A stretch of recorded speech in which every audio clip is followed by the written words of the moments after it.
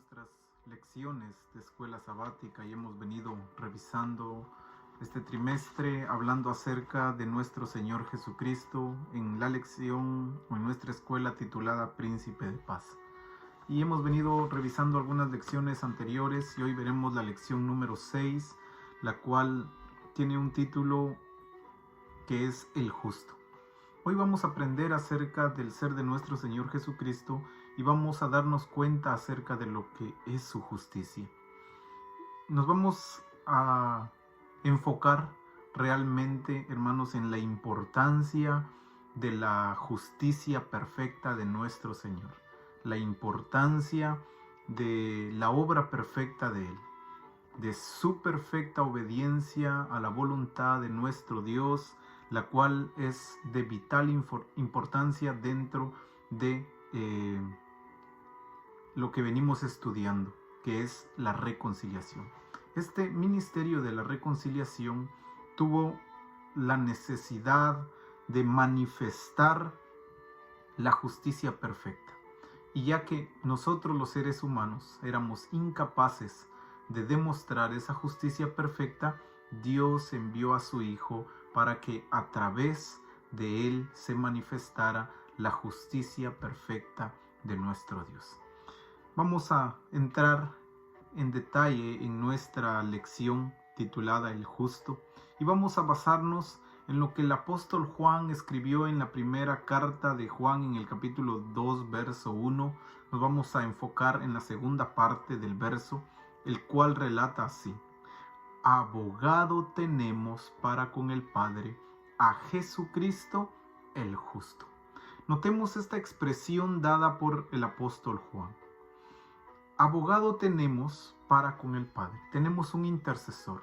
Ahora tenemos a alguien que intercede por nosotros, lo que conocemos como un abogado. Un abogado entre Dios y el hombre.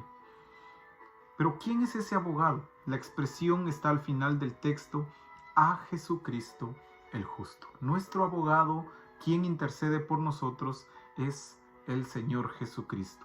Pero en la parte que vamos a enfocarnos a lo largo de esta lección es en la última, en la que concluye el texto: el justo. Y el justo es la forma en la cual vamos a entender el ser de nuestro Señor Jesucristo.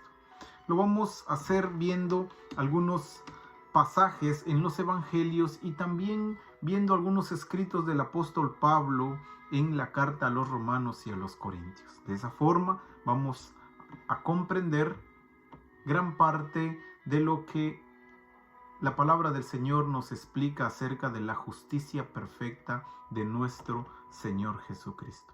Hay 4 palabras claves que vamos a manejar a lo largo de esta lección, mis amados hermanos. Y esas palabras claves son tentado, fiel, puro y salvación. Y vamos a decir que tentado es quien ha sido probado de muchas formas o de muchas tentaciones. Ese es alguien tentado. Pero también la palabra fiel es quien cumple su promesa, quien es firme, quien es constante, quien no retrocede. La tercera palabra, que es puro, esa es alguien libre y exento de imperfecciones. Alguien correcto o exacto, lo que también conocemos como perfecto. Y la última palabra, que es salvación, esta palabra nos da a entender liberación de un estado de esclavitud. Cuando alguien está en esclavitud y alguien más lo libera, a eso se le llama salvación o lo salvo.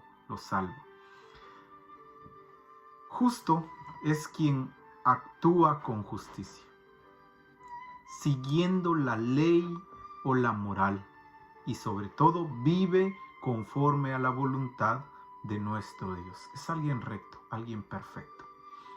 En base a estas 4 palabras y a nuestro título vamos a enfocar nuestra lección analizando y viendo la vida y el ser de nuestro Señor Jesucristo. Vamos a empezar viendo este punto acerca de considerando el ministerio de sanidad y la predicación de Jesús conjunto a los discípulos, primeramente manifestó la justicia de nuestro Dios. Recordemos, hermanos, que en las 2 lecciones pasadas vimos cómo Jesucristo se presentó o hizo presencia como Rey. Y en la primera expresión, cuando vimos la lección El Rey viene, analizamos y vimos cómo el Señor vino sanando toda dolencia.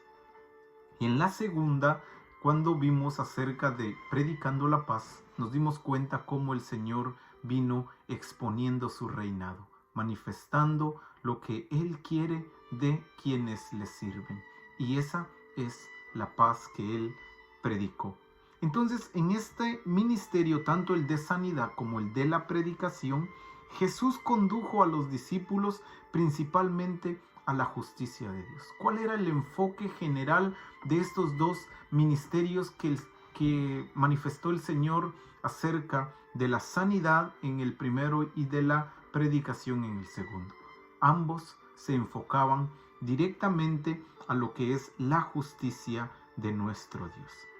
Esta justicia se encuentra en el corazón mismo del reinado del Señor. El centro, el núcleo, la parte básica o fundamental del reinado de nuestro Dios a través de su Hijo Jesucristo es la justicia. Todo nos enfoca a ello, todo nos hace énfasis en lo que el Señor quiere de nosotros: justicia. También es el centro de la identidad de Jesús. Notemos esto, hermanos. La justicia es el centro de la identidad de Jesús. En otras palabras, ¿qué identifica a Jesús?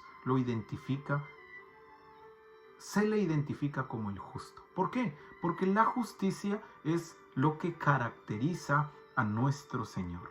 Su justicia lo manifiestan como el justo, y esa es su identidad para la humanidad.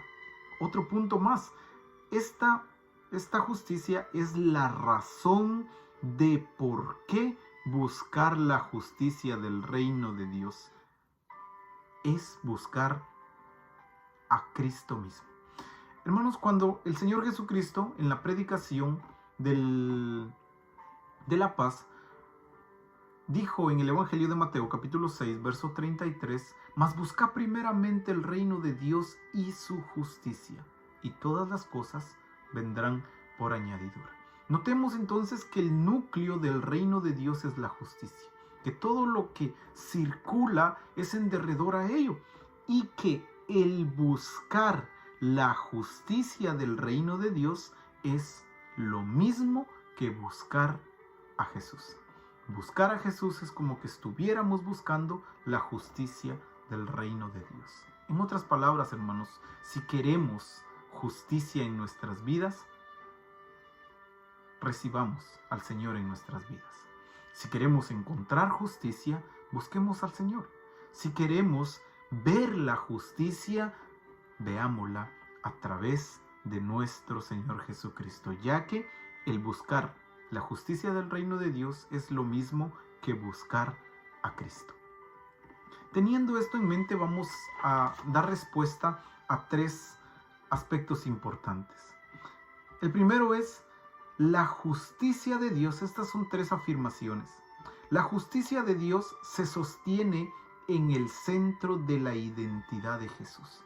Hermanos, Dios manifiesta su justicia, pero ¿cómo la manifiesta? La manifiesta a través de la identidad de Jesús. O sea, todo lo que gira en derredor de nuestro Señor Jesucristo es la justicia de Dios. Si quisiéramos nosotros, recordemos que en la escuela que estuvimos analizando en el trimestre pasado acerca del ser de nuestro Padre amoroso que es nuestro Dios, vimos también allí acerca de lo que era su justicia y analizamos detalladamente la justicia de Dios. Pero ahora, ¿cómo se centraliza esa justicia? ¿Cómo se hace céntrica? ¿Cómo la podemos ver de una forma mucho más clara? Bueno, esta justicia de Dios se sostiene, se mantiene, se hace presente a través de la identidad de Jesús o a través de Jesús mismo. Cuando hablamos de justicia, hablamos del Señor. Cuando hablamos de alguien recto, puro y santo, hablamos de nuestro Señor Jesucristo, del Rey que vino a esta tierra, que vino sanando y que vino predicando. De Él estamos hablando. Entonces la justicia del Padre se manifiesta, se sostiene en el centro de la identidad de Jesús. La siguiente afirmación es: en Cristo la reciprocidad de la justicia se encarna. Quiero explicar lo que es reciprocidad. Reciprocidad es dar lo que me dan. En otras palabras, me dan amor, doy amor. Me dan justicia, pues doy justicia. Y lo que está diciendo esta segunda afirmación es que en Cristo ese devolver lo que me dan de la justicia se encarna. Dios lo que quiere es manifestar a la humanidad la forma de acercarse delante de Él. Si Dios es justo, porque ya lo vimos a través del trimestre de Padre Amoroso, Dios es justo, pide que el hombre también lo sea, pide que la creación también lo sea. Pero ¿cómo el hombre iba a llegar a entender algo como eso? Estaba alejado de la mente del ser humano. ¿Qué hace Dios entonces? Envía a Cristo para manifestar o para encarnar la justicia recíproca. Entonces en Cristo se manifiesta el Dios justo por un lado, pero también el hombre justo por el otro. Y si nos damos cuenta, ahí encajan nuestras lecciones anteriores como la que vimos, hijo de Dios y también hijo de David. Por un lado es Dios mostrando su justicia y por el otro es el hombre mostrando su justicia también. Démonos cuenta entonces que lo que Dios quiere es encarnar la justicia recíproca en Cristo. La tercera afirmación dice: a través de la reconciliación, la justicia nos define a todos. Explicamos, hermanos, que venimos viendo acerca de la reconciliación. Y nos dimos cuenta que la reconciliación es la forma de volver al estado original la relación que había entre el hombre y Dios. Y esa relación se perdió, se rompió por el pecado en la vida del ser humano. Dios lo que quiere es volver al estado original, esa relación. Y a eso se le llama reconciliación. Entonces, a través de esta reconciliación, ¿qué es lo que define al ser humano? ¿Qué es lo que manifiesta? ¿Qué es lo que nos define a nosotros? La justicia de Dios. Allí es donde podemos entender a perfección y cabalidad la justicia de nuestro Dios. Y por eso entonces confirmamos y creemos que la justicia de Dios o su justicia es la clave para nuestra reconciliación. En otras palabras, hermanos, era en vano que el Señor se presentara como justo, perfecto. No. Estamos estudiando el justo, hablando de nuestro Señor Jesucristo, y vamos a entender entonces a lo largo de esta lección que la justicia de Jesucristo o su justicia es la clave para nuestra reconciliación. Ninguno de nosotros hubiese podido presentarse delante del Padre manifestando nuestra condición humana, ya que hubiésemos salido imperfectos, injustos, pecadores, y por lo consiguiente, ¿cómo estamos? Pues condenados a la muerte. Pero más sin embargo, la justicia de nuestro Señor Jesucristo es la clave para nuestra reconciliación. Es lo que hace ahora la diferencia. Por eso vimos entonces en la explicación del apóstol Juan: abogado tenemos para con el Padre, a Jesucristo el justo. En otras palabras, no puedo ir yo a presentarme directamente delante del Señor porque soy imperfecto, porque soy injusto, pero tengo un abogado, el justo, Jesucristo. Él sí puede ir a presentarse delante del Padre y a través de su justicia perfecta entonces efectuar nuestra reconciliación. Vamos a responder 3 preguntas. La primera es, ¿cuál es el significado de Jesús como tentado y como justo en los evangelios? Vamos a darnos cuenta, hermanos, cómo el Señor, ¿por qué llegó a obtener el nombre el justo? En primer lugar, porque fue tentado. Y vamos a ver algunas lecturas en base a las tentaciones que el Señor afrontó durante su estadía en esta tierra. Y la primera aparece en el Evangelio de Mateo, capítulo 3, verso 15, al capítulo 4, verso 4. Y dice el verso 15, pero Jesús le respondió, deja ahora, porque así conviene que cumplamos toda justicia. De aquí inicia el Señor manifestando el cumplimiento de toda justicia. En ningún momento, ya como lo vimos en las lecciones pasadas, el Señor vino a abrogar la ley o a cambiarla. Él expresó claramente que vino a cumplir. En otras palabras, Él vino a mostrar la justicia perfecta. Y en esta expresión que Él hace en el verso 15 dice, os conviene, así conviene que cumplamos toda justicia. La expresión toda justicia no escatima a ninguna, no hace acepción de alguna. El Señor cumplió toda la justicia a perfección. Y Jesús, después que fue bautizado, subió del agua, y he aquí los cielos fueron abiertos, y vio al Espíritu de Dios que descendía como paloma y venía sobre él. Y entonces la expresión de Dios es así. Hubo una voz de los cielos que decía, este es mi Hijo amado en quien tengo complacencia. ¿Por qué? Porque Dios se complacía en Jesucristo, que era su Hijo. ¿Por qué Él se agradaba de su Hijo?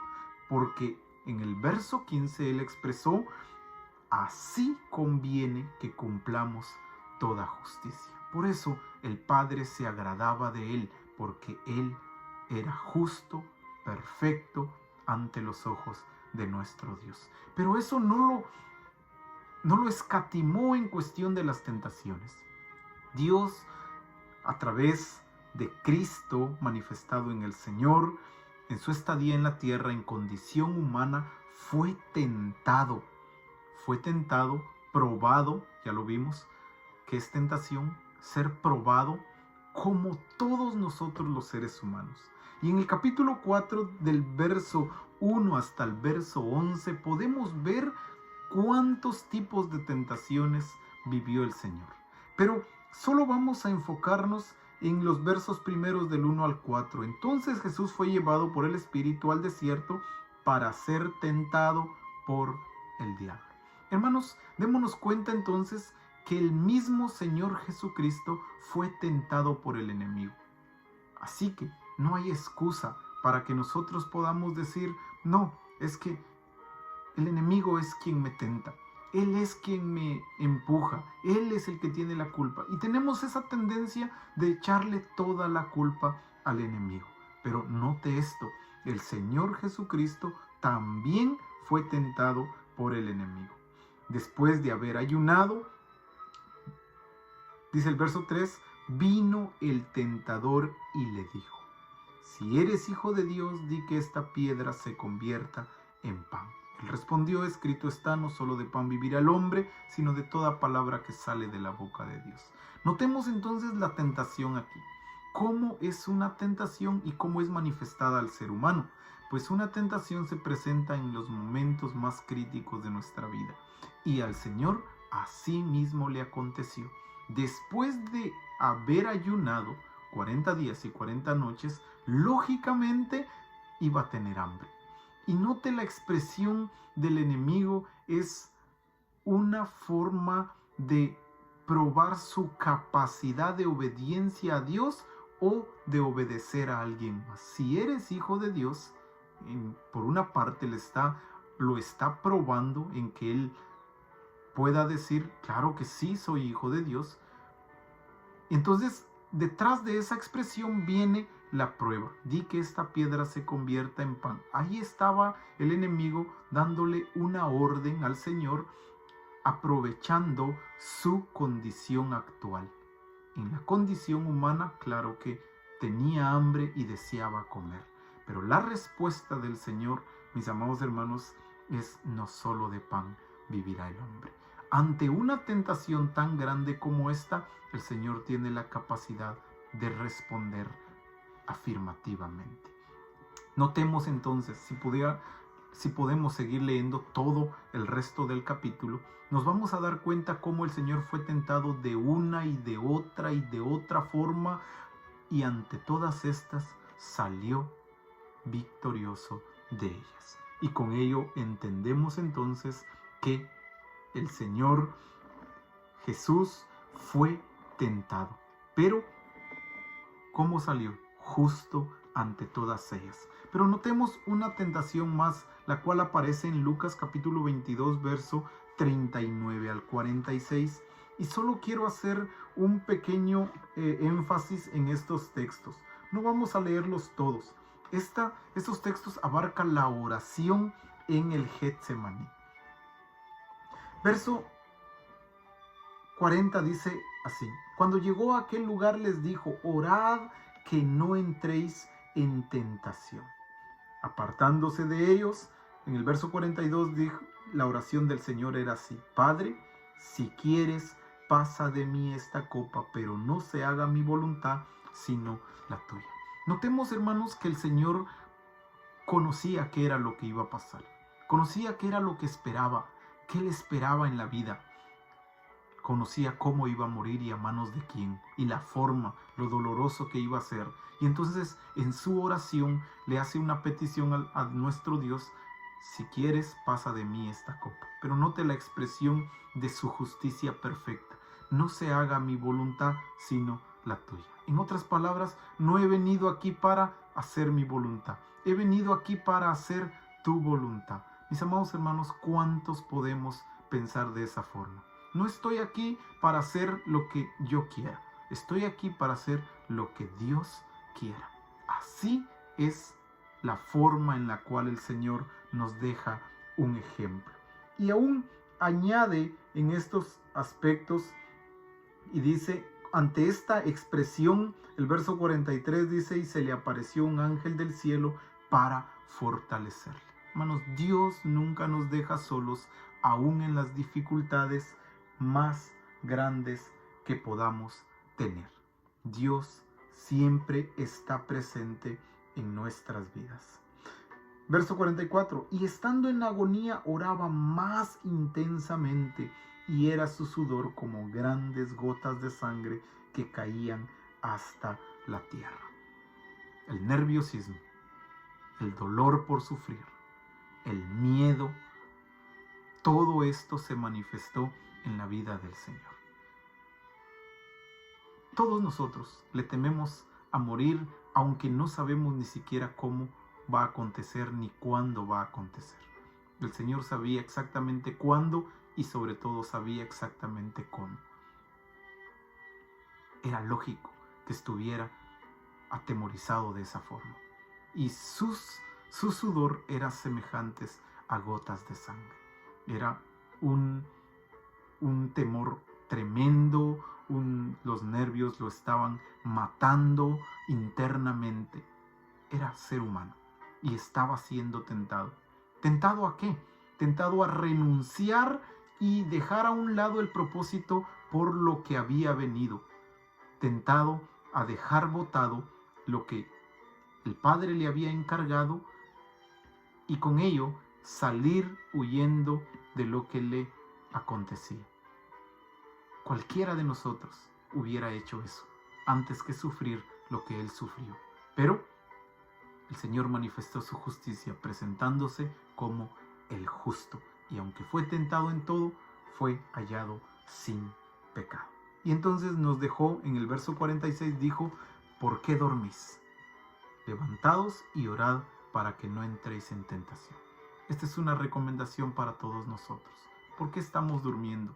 ¿Por qué en agonía estamos descansando? Levantémonos. pidámosle a Dios para no entrar en tentación. Así entendemos entonces el significado de Jesús como tentado.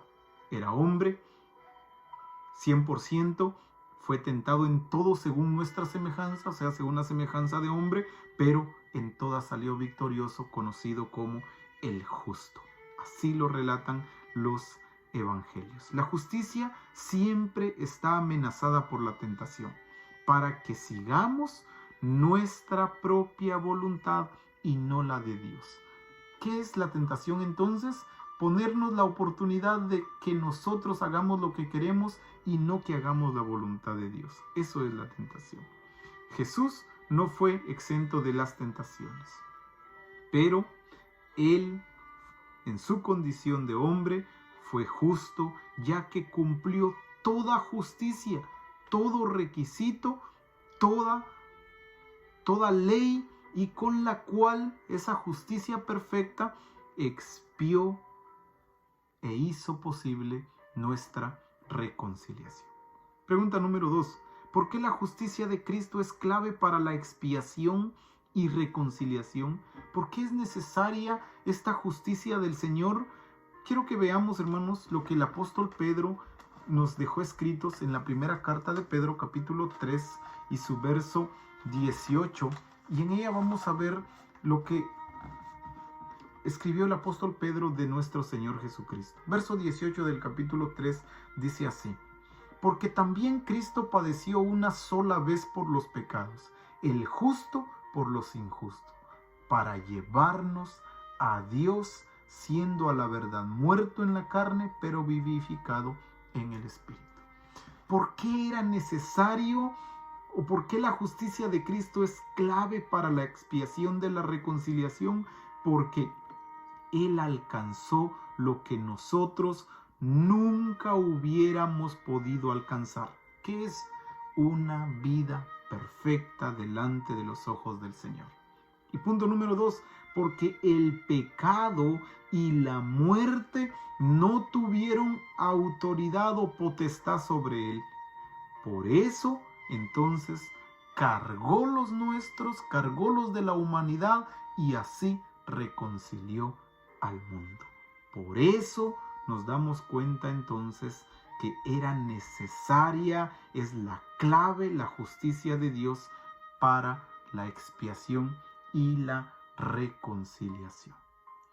Mis amados hermanos, démonos cuenta lo que el apóstol Pedro explica y dice: porque también Cristo padeció una sola vez por los pecados. Note la expresión de Pedro: el justo. ¿Quién es el justo? Cristo. Por los injustos. ¿Quiénes son los injustos? Nosotros. Pero ¿cuál es el propósito de todo esto? Para llevarnos a Dios, para acercarnos a Dios, para reconciliarnos con Dios. Para eso Él padeció por nosotros. Y así, de esa forma, entonces, siendo a la verdad muerto en la carne, murió en carne, pero sobre todo, y lo más importante, vivificado en el Espíritu. Cumpliendo así la expresión de 2 de Corintios 5:21, la cual relata algo que todos hemos venido estudiando y en lo cual se basa nuestro tema del ministerio de la reconciliación. Al que no conoció pecado, por nosotros lo hizo pecado, para que nosotros fuésemos hechos justicia de Dios en él. ¿Era necesario la justicia del Hijo de Dios? Sí, porque sin su justicia perfecta nosotros no pudiésemos presentarnos delante de nuestro Dios. Y la última pregunta.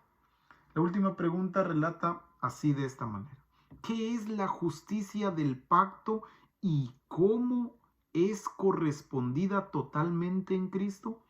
Romanos capítulo 3, verso 21 al 26 nos habla acerca de ello.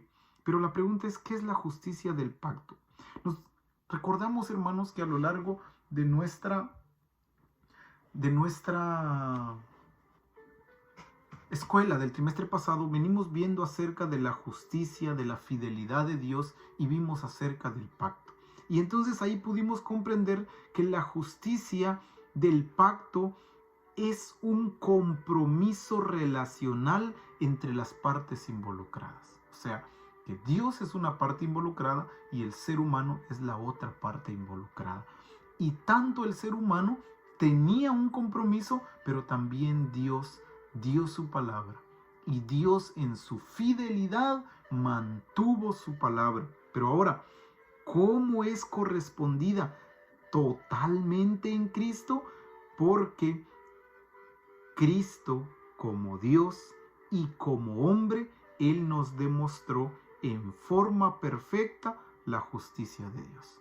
El Señor como Dios 100% y como hombre 100%, Él nos enseñó, nos demostró la justicia perfecta de Dios. Así lo menciona en las lecciones que vimos como hijo de Dios y como hijo de David. 100% Dios, 100% hombre, manifestó la justicia de Dios y también manifestó la justicia que Dios demanda del ser humano. ¿Qué es lo único que nos queda? Hacer lo que el apóstol Pablo dijo: sed imitadores de mí, así como yo de Cristo. Entendemos entonces a través de estos textos, mis amados hermanos, que el Señor es el justo. Damos lectura a lo que Romanos menciona en el capítulo 3, verso 21 al 26. Quiero que veamos esta expresión.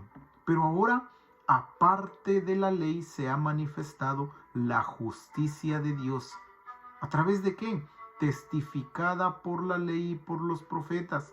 ¿Cuál es esa justicia de Dios? La justicia de Dios por medio de la fe en Jesucristo, para todos los que creen en Él, porque no hay diferencia. ¿Cómo estaba la condición del hombre? Por cuanto todos pecaron, están destituidos de la gloria de Dios. ¿Qué hizo Dios entonces? Siendo justificados gratuitamente por su gracia, mediante la redención que es en Cristo Jesús. Verso 26. Con la mira de manifestar en este tiempo su justicia. ¿Qué es lo que Dios quiere? Mostrar a través de Cristo en este tiempo su justicia, a fin de que Él sea el justo y el que justifica al que es de la fe de Jesús. ¿Quién es el justo? ¿El ser humano o Dios? Dios. Cristo lo mostró. Él es el justo. Y a través de Él, el ser humano se justifica. ¿Pero cómo? Creyendo en Él.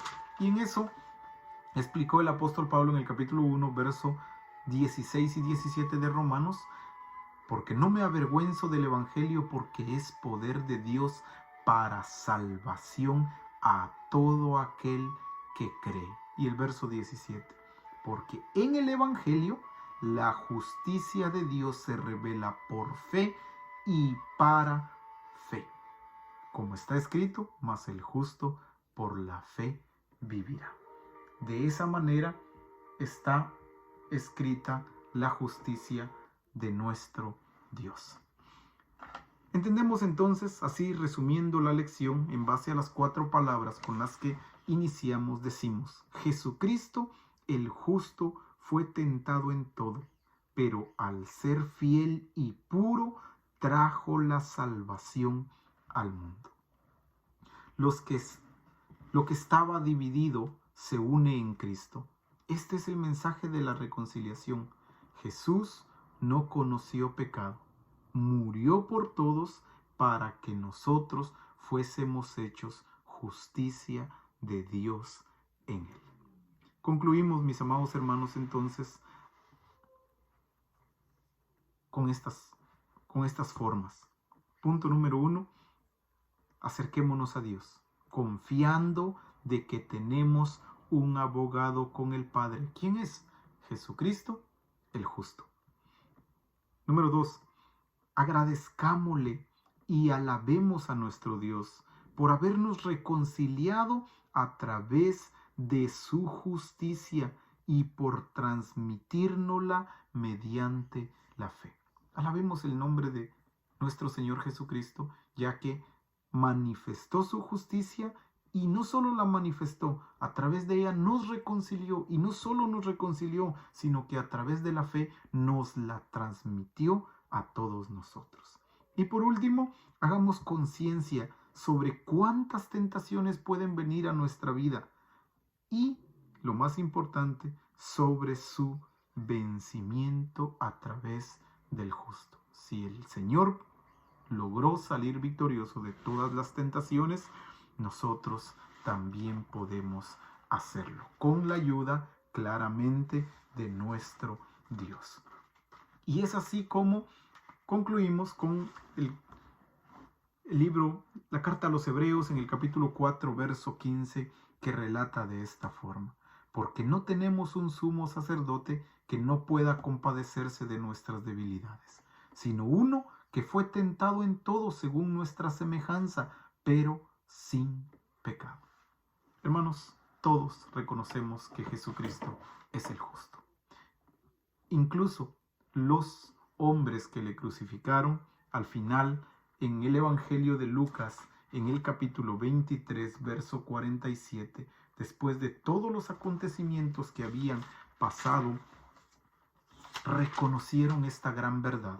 El verso 47 dice: cuando el centurión vio lo que había acontecido, dio gloria a Dios, diciendo: verdaderamente este hombre era justo. Todos reconocen la justicia de Dios. Y hoy analizamos cuán importante y clave es esta justicia de nuestro Señor Jesucristo para que la reconciliación se opere en nuestras vidas. Mis amados hermanos, eso es lo que se llama intercambio. Dios, a través de su Hijo, nuestro Señor Jesucristo, manifestó su justicia. Y la justicia perfecta de Jesucristo hace que el ser humano pueda acercarse delante de Dios y salga justificado, no por sus propios méritos, sino por la justicia de Cristo, que es una justicia perfecta en obediencia y cumplimiento perfecto a la voluntad de nuestro Dios.